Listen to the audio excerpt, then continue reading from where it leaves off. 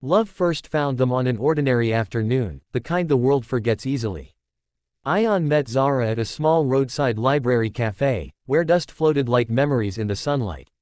She was sitting alone, reading a worn novel, her fingers tracing sentences as if they could disappear. When she looked up and smiled at him, something inside Ion shifted, quietly, without warning, the way hearts recognize home. They began with small conversations.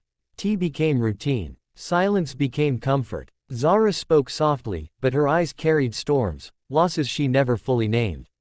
Ion, in contrast, talked too much when nervous, laughing to hide the fear that one day, everything he loved would vanish.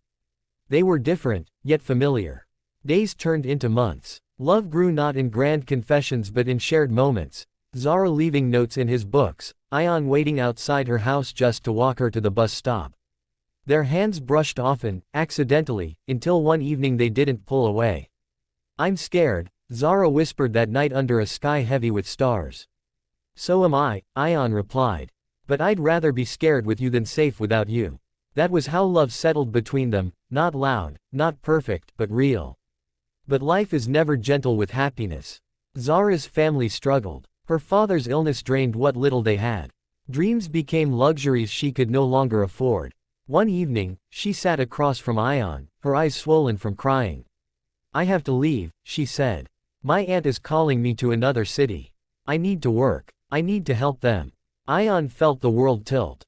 "We'll make it work. Long distance, calls, visits, anything." Zara shook her head slowly. "Some distances aren't measured in kilometers." They didn't argue. They just held each other like people clinging to the last piece of something warm. The day she left, the station smelled of metal and rain. Zara hugged him tightly, her heartbeat frantic against his chest. "Don't forget me," she whispered. "How could I?" Ion replied, though fear cracked his voice. The train pulled away, taking her with it, leaving behind the shape of her absence. Time moved forward, but Ion remained caught in yesterday. He texted first, always.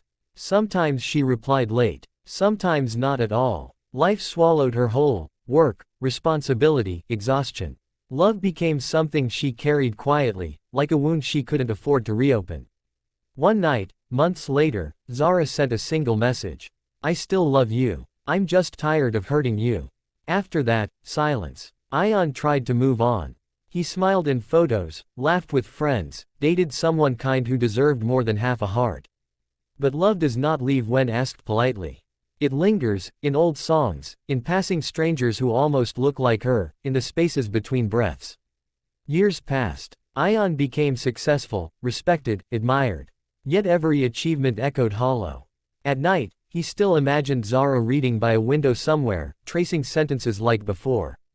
Then one rainy evening, fate, cruel and merciful, crossed their paths again.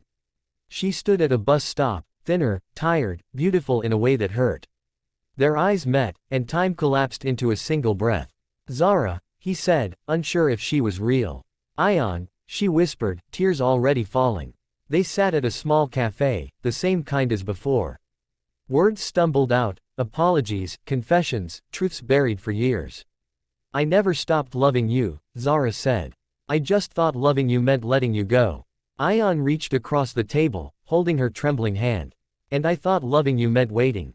They cried. Not because of pain alone, but because some loves survive everything. This time, they chose each other.